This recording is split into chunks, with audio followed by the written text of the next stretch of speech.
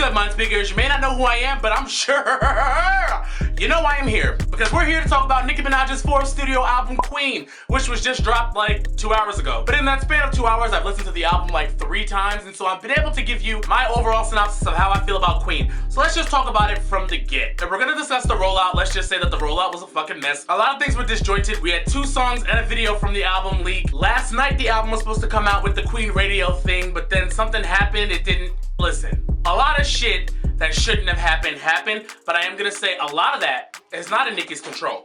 Nicki's job is to record music. Does she announce things that sometimes don't happen and get her fans mad? Yeah, but her job is to make the music. I'm looking at everybody behind the scenes at what the fuck are you doing that you are not making sure that this woman is not handled to the Queen standard that she should be handled, because I don't know what are you doing? And she doesn't deserve that. If she's this big of a megastar that puts money in your pocket like that, you guys should handle her a little bit better, because this shit should have been airtight and seamless, and it just wasn't. But today, she went back on Beats One Radio, which I'm very happy that Nicki Minaj has a radio show, because that pretty much says I'm tired of DJs deciding when they want to fuck with me, deciding what they want to fuck with, deciding how they want to handle me, deciding if they like my shit or not, deciding if they like me or not, and I'm just gonna have my own radio show. And so now I think you've probably seen the death of Nicki at Power 105.1 and at Hot 97. I think she'll be able to get her music straight to the people and even go in and talk to the people when she wants to talk to the people on her own radio station. So I think Queen Radio was a great idea. Good job to Nicki and her team for doing that. So without further ado, let's get into the tracks. Okay, so we're gonna go through the tracks real quick, and then I'm gonna give you my synopsis of just my overall, how I'm feeling right now in this moment, how I felt 2 hours ago. I'm just gonna lay it out there. This is gonna be a little bit formless because all of this has happened right now. It's a lot. I'm very overwhelmed, but I'm good. We're good. We're good together. Let's do this. First track is Ganja Burns. Now, Ganja Burns leaked. When did Ganja Burns leak? I would say Ganja Burns leaked around June. And I gotta say, I wasn't a fan in June. Statistically, for Nicki Minaj, the first track on the album is Nicki Minaj talking her shit. But I feel like sonically, Ganja Burns, to set the tone for a whole album, it just kind of like, huh? Not that it's not a good song as far as like the production's done. I think this was done by Jay Reed, the producer, who also did Chun-Li and did a bunch of songs on the album. I'll also go over the producers for the album. But I feel like Ganja Burns needed a singer. And I feel that way about a lot of this album. I don't think she had any singing features, which I think you do need. It's just necessary. Nicki's a rap singer. Her vocals on this album were way better than I anticipated them to be, but I think certain songs just need, for me to want to listen to them or for them to carry, they need a singer. And I thought that this would do well with an Enya or FKA Twigs or Tinashe. She does vibey music, or a Janae. Anybody who can carry that ambient kind of sound to tie all this together for me. I think that Ganja Burns was just missing that, because to me it sounds just a little bit demo-ish. But of course her flow is nasty as it often is, and she says they don't went to witch doctors to bury the Barbie, but I double back, kill bitches, bury the body, and I'll go for anybody. You'll be thoroughly sorry. I could wage war or I come in peace like Gandhi. All my powers back now, I'm scary to zombies. Bring the heat to the scissor. I ain't talking Kalanji. A lot of people won't get that, but there's a reggae artist named Sizzla. His last name is Kalanji. And then she goes into she's abstaining from sex, like she doesn't want any of these niggas touching her. Like, that's it. You don't have access to my body, which I think is good for a lot of women who want to hear that. You know, whatever. Then she goes on to make the point, like, you can't dress Nicki. You have to be Nicki. You can't just make someone look like the Nicki Minaj model and then throw them out there and have the same success, which I said is being done a lot. And we know it's being done a lot, but that's her point. And then she says, unlike a lot of these hoes, whether whack or lit, at least I can say I wrote every rap I spit. But the one line I don't like, still every team's #1 pick in the draft. You could be anybody, weatherman, pick a day, Kobe, KD, Kyrie, pick a K. I don't get it. I don't know why that's there. And then the song goes on just a little bit too long for me with her as the vocalist. So for me, Ganja Burns, I'm not really gonna listen to that. It's okay. Like, I like her rapping parts, but like sonically, it just doesn't curl all the way over for me. Now we're getting into Majesty. Now, I didn't really like Majesty. I'm telling you, when I first heard Majesty, I didn't like Majesty, because to me, Majesty sounds like an Eminem song that I don't like. But you're also talking to someone who doesn't like Love the Way You Lie, I Don't Like Monster, and those are huge records that Eminem has that I've never liked, even though they're huge records. They're just not for me. I don't like it. But then when I looked into the credits, the song is produced by Eminem and Labyrinth. So yeah, that's a song that was done by them, that was given to Nicki, and that she went with. I mean, to me, it should be scrapped, honestly. But Eminem has a really good verse on it. I can see her wanting to put this on the album because it does have the potential to do well. I just don't like it, to be honest, but I'm not a big Eminem fan. I'm a big fan of Eminem rapping, but I feel like the content he creates, like his music, sometimes it's just for me. And this sounds like Love the Way You Lie, like Monster, like that other shit he always does. Like, it sounds like it's on Recovery. You know what I mean? Not for me. But I like her little bashment part that she added at the end. Doesn't really sound like it's part of the same song, but at least it adds a Nicki Minaj element to the song where it makes me feel like this is Nicki Minaj's song and not just Eminem's song that she gave to Nicki Minaj, right? So that's how I feel about Majesty. Next song, oh baby, oh baby, oh baby, baby, baby, baby, baby, baby, Barbie Dreams. Now I love this song because this song has a lineage, and you know me and lineages. I'm like a music nerd, so I'm like, ooh, let's talk about it. This song is a grandchild, and I love when songs are grandchildren. I love that. It is the child of Nicki Minaj's Playtime Is Over song, Dreams 07, where she did the exact same thing. But it's also the grandchild of Biggie's song, Dreams, which went Dreams a fucking R&B bitch, when he went ahead and went to just go name women in the industry that he may or may not have fucked. Probably didn't, it's just a fun exercise, and just talk shit. I love this song because it gets down to the nitty gritty of who Nicki Minaj was when we met her. And I feel like in her career, she kind of had to back away from that because of the stigma of being the female rapper that's fucking her way to the top, or the female rapper that's fucking male rappers, you know what I mean? Certain things she couldn't play with. But I felt the liberation in her feeling like, no, I could do this. Like, I can play around with this song, I can play around with this concept. This is great. And to me, this is the song, of course, that's catching everybody's attention because she done roasted all the niggas in the industry. But it's so big that I swear to you, if Nicki Minaj's #1 single is hidden in Dreams 07, I'm gonna run headfirst into that wall. Like I said, if this is the song that gets her that #1 and it's Dreams 07, as a mixtape fan, I can't even handle that notion. But anyway, I feel like I don't have to go over lyrics from Barbie Dreams. I feel like it is a fun, straightforward concept. I feel like if you're watching this video, you've heard Barbie Dreams, and if you haven't, go listen to Barbie Dreams and go listen to Dreams 07. It's a fun exercise that I'm glad she was liberated enough to have fun with, because like I said, the stigma of female rappers and that stuff, it made her constrict herself in certain ways, and this shit is fun and it's funny because all the niggas in the industry got roasted. So I think it's great. Good job, Nicki, on Barbie Dreams. The next song is Hard White, which has been on my laptop since before Chun-Li. This is the other song that was leaked. It was originally called Half Back. How do I feel about Hard White? If this would have been my first time hearing Hard White, I would have been happier with Hard White. But my problem with Hard White is that I know when this was recorded. This was recorded last year, like right after Sheether, when Nicki was in Paris. And she was working on Drake's album. And that's why she says, I'm the trophy of the game, everybody trying to win me. Me, Olivier, Jordan, Dunn, my baby Winnie, partying in Paris. These bitches is embarrassed because they know I'm the queen, I still didn't pick an heiress. And I'm like, all right, that's great. That was a year ago. We could have updated that stanza because you know what I mean? Like, all right. But other than that, the song is really good. It's just hard to be gagged by something that you know you've had on your iTunes for 3-4 months. A lot of people think that Nicki's saying, I never played the whole position, I never had to strip to play the pole position, is directed towards somebody whose name we're not going to discuss. And for me, I think that that is really stupid, because if she really wanted to go there, I feel like the last thing she would attack is somebody being a stripper. She wrote, I endorse these strippers. She's not doing that. My favorite part from Hard White is when she says, look at my knockoffs, I told them knock it off. Anything that Nicki do, you know they knock it off. Put my crown on again and I'ma knock it off. Anything with Nicki in it, they gon' pocket off. I mean profit off, my plug drop it off. You see them copying my hair, tell them chop it off. Bog gal with the top is off. In the Sam down grave when we drop them off. So I thought that was cool, I like that part, because that was gangster. Put my crown on again and I'ma knock it off. And I think we all know who that was directed towards. Hard White is produced by Boy Wonder and Illmind, by the way. Great producers, great job on that. The beat was hard. And if you're not listening to it in like a car or like in a big speaker, listen to it, turn that bass up, because that shit knocks. But next up is Thought I Knew You. Now, with Thought I Knew You, I'm not a big fan of The Weeknd. And I always say, if Nicki Minaj is not rapping on a song, she should turn around and get back in that booth and write something and spit it. I want her to rap whenever she goes in that booth. That's me. And she said she had a rap for Thought I Knew You, but then she decided to take it out because she said she didn't want the songs to feel like, no, I have to rap on everything. And she just wanted to feel like a vibe. And with that being said, she's right. I mean, I'm wrong. And that's what I'm saying is Nicki Minaj is great at song structure. I say it all the time.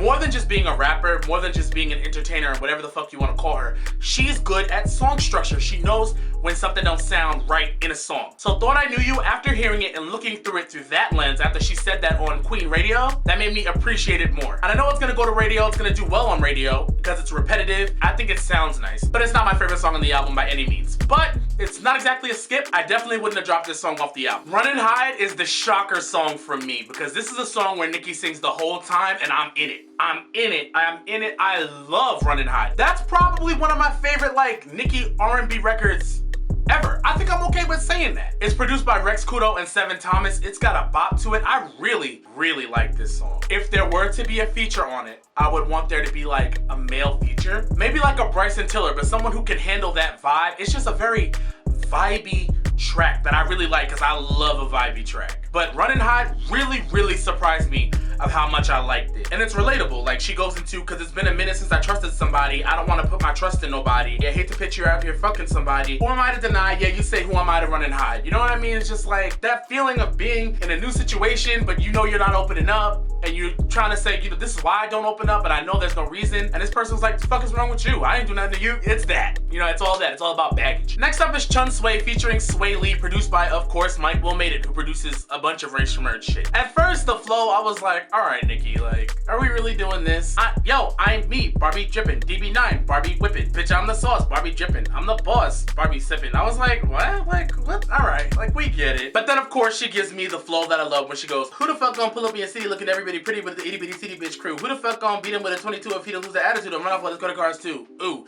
So I was like, yeah, that's fun. Like, all right, come on, give me that. So Chun Sway, also dope. Now we're at LLC. Now, LLC is the type of music I was expecting from this album. I was like, come on, let's go, energy. Pick me up, let's go, let's do it, let's do it, let's do it. This is, to me, the second appearance of like that Roman vibe, because I forgot to talk about it on the end of Barbie Dreams. It's like this little part at the end of Barbie Dreams where Nicki just decides, I'm just gonna spaz the fuck out. But on this, she does it again where she goes, took a little break, but I'm back to me, trying to make a new Nicki with a factory. They'll never toe to toe on a track with me. There'll never be another one after me, because the skill level's still just a half of me. Blasphemy, my niggas will blaspheme. All these low IQ bitches baffle me. Tell them I wash, but just take a bath for me. Put the trophies in my crib like an athlete. You know that Nicki gon' eat, bon appetit. They used to get real hyped off a $500,000, used to get real high off a half a pill. We don't pay niggas to front like they like my shit. We don't pay niggas to come in and write my shit. You know, on half back, she says, I bust shots, don't duck if it don't apply. So if it does not apply to you, then don't duck. That's all I gotta say. I like LLC because this is the skill work. Let me show you exactly what I can do on this specific track. If you don't want to listen to me flex my pen, don't worry about it. If you don't want to listen to me have fun or just go and lyrical exercise out, don't worry about it. And that's my thing. This album has two different types of music to me. It has songs that are made for the explicit purpose of just good songs and that she didn't want to touch the song structure. And then she has these where she's just like, you know what? Let me play. Give me a beat that I feel like I can run around on and I can play on, and this is the fun one. And she always has the fun one. LLC is fun, and that's my type of shit. I love the beat. This is produced by Soul, DJ West, and JFK. Great job to everybody who worked on this track. This shit is dope. And next up is, this is the song that hits me. This is the one that gets me going. This is Good Form. Good Form is my shit. And I knew it was gonna be. I knew this was gonna be the song. I knew that Benz commercial, shake that monkey shit. I knew it. I knew. For me, personally, I knew. Could this have been a single? Yeah. Did Ben need to be a single? No. No. Should this have been the single? Yes. This song is fun. This song is fire. If you're like me, and a lot of this album is like this, I like to party. I like to go out with my friends. I like to have fun. I like to turn up. I want to drink. I love to have fun. If you like to have fun, this is the song for you. A lot of these songs are for you. And Good Form is so fun. It's a fun song to me. I could tell that she had fun doing it. I could tell she's gonna have so much fun performing it. I feel like this could be the next single. I feel like this might be the one. I hope it's the one. I hope this is the one. I'm sorry, I love this song. I want a video. I love that she goes like, run me the money, cause I be the baddie bee. Barbie things, banging body bee, everybody be on my D. Yeah, I gotta be. In reality, suck a D. If you doubted me, back in the back, back in the back, back in the back, back in the back. The shit is fun. Can't wait to play it in the car. Can't wait to play it around my friends. Can't wait to turn the fuck up. That's what this is. It's a major bop for me. Probably my favorite song on the album right now. But like I said, the album's been out for 2 hours, so. Next up is Nip Tuck. Now, when I saw Nip Tuck, I was expecting something completely different. But, how do I feel about Nip Tuck? It's a cool vibe. Once again, a vibe. Not really what I wanted from the Nicki Minaj project, but with that being said, I like it. Like, I will play this. I will listen to this song. Honestly, I will. And if I wasn't, I would tell you. Because, you know, Ganja Burns and me aren't really friends. But this I can do. I like Nip Tuck. And her verse at the end is good. She has bars in it. I don't really want to read it because I don't feel like the lyrics that are up on Genius are correct yet. And I'm not trying to fuck up nobody's lyrics. But I really like her verse on the end. It's very relatable. I don't know exactly who she's talking about because she's so vague intentionally. And, you know, she ain't giving up the goods. Like, this isn't Scorpion. This is just, here's what I'm dealing with on a broad spectrum. You know what I'm saying? But I like the song. Definitely vibey, and that's what she was going for. She obviously is more of the vibey type of a person when it comes to R&B now, which I think is good because it's doable, and she's doing it, honestly, she's doing it pretty well. Like, I wasn't expecting this. I was already on my shit. Like, if Nicki Minaj comes in here and sings, I'm done. Like, I'm pissed. Like, I don't want to hear that. But I like this. I like this, and I like the other one, Running High. So that's two of them already that I like. So obviously she's doing something right. They're good songs. Too Lit, Too Late, the interlude. I know what this is because I am a Starra stan, and if you know Starra's song Rush, this sounds just like that. This sounds like a Starra produced project. Do I need a whole song of it? Absolutely not, but it's a fun interlude. Shout out to Starra. I know this is you. Don't exactly have confirmation, but I know it's you. Come See About Me Now. That's the one where even though I don't mind her vocals on it, once again, her vocals on it are pretty good. Like, these are probably the best Nicki Minaj vocals that she has in her catalog, because you know Pink Friday Roman Reloaded got a little like, what are we doing? But this here, this is actually pretty good. The one thing I can say, Come See About Me, is that song should have been scrapped, because she has a deluxe coming out with Target. There's gonna be more music on it. That should have went over there, because now to me that pushes the album into the territory of this is starting to feel like music that someone else could do. Being a rapper, being an entertainer, being an entity, she's one of the best at doing it. But when it comes to songs like this, it makes me feel like somebody else could have done that song. You know what I mean? So I'm sure it speaks to somebody else. Here I am. I'm the guy. I want to listen to bars. I want to listen to rap. Yeah, I get it. And I'm sure this song will emotionally speak to somebody else, but it kind of goes over my head or under my feet, and I'm probably not going to listen to it. But it's nice. It sounds nice, but it's just not for me. But then we get into Sir, produced by Zaytoven and Metro Boomin, featuring Future, the dream team over there. I like Sir, because Nicki's doing some rapping on Sir, and there's some bars on Sir that people aren't getting, so let me go through the one that I saw. Get her a ticket, Sir. She's a fan, Sir. Can't keep her man off my Instagram, Sir. And we all know Pap went and liked Nicki's picture or whatever by accident when he was sneaking during the beef. New slaves, but I'm the master. I'm whipping foreigns to make them go faster. If you don't get that, you're dumb. I feel like it's getting buried because there's a massive 16 songs that have been released, but I really like that bar. He said, you bad, Nicki. I said, thanks, sir. Staying some Fresh Prince. Ashley Banks, sir. Call me AI, sir. I'm the answer. I'm in the playoffs. I advance, sir. When she tweeted these lyrics, I was like, what the fuck is going on? Because there was no context. But now in the context of the song is fire. She's got some good music on this album, man. Next song is Miami, and I think this is a Kodak Black sample. Once again, Miami is a fun record. Have I had time to really ingest Miami as much to talk about it? No. But do I know how it makes me feel? It's fun. It's turn up music. It makes me want to have fun. And the last song, Coco Chanel. If you know Nicki Minaj, everybody knows that Broken Silence is her favorite album, and it's also an amazing album by Foxy Brown. And she has this song on it called Oh Yeah. I love the stack riches, excuse me when I say it. I respect the rap game, but I don't fuck with rap bitches. It's a throwback. It's homage to songs like Oh Yeah and Tables Will Turn off of Foxy's Broken Silence album. So I do like that whole reggae sound. I know this song means a lot to Nicki, and in the right setting, this song also does work. I knew when Foxy came in, it was gonna be immediate bomba clot, and exactly it was. And so there we go. There's Queen.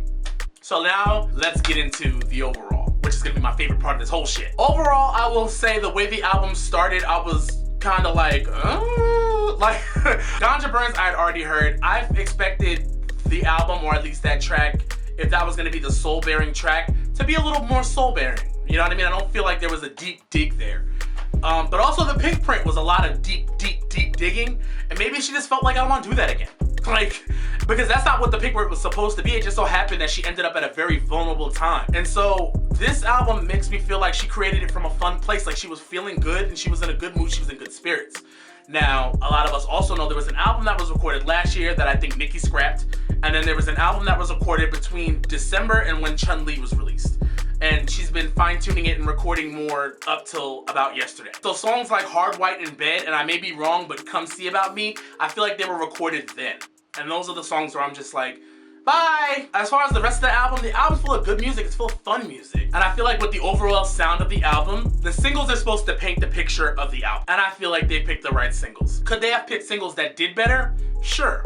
But was it smart to save gems for the album? Yeah, because if you would have given us some of the better songs on the album, and then we get to the album and I hear Rich Sex and I hear Bed, the album would have felt emptier. So it was smart to put out songs that were like cute but not gorgeous. You know what I'm saying? Also, if you're listening to Nicki Minaj music, you gotta know who you're dealing with. And I can say this because, I mean, she said it. When artists create certain music, they use certain influences.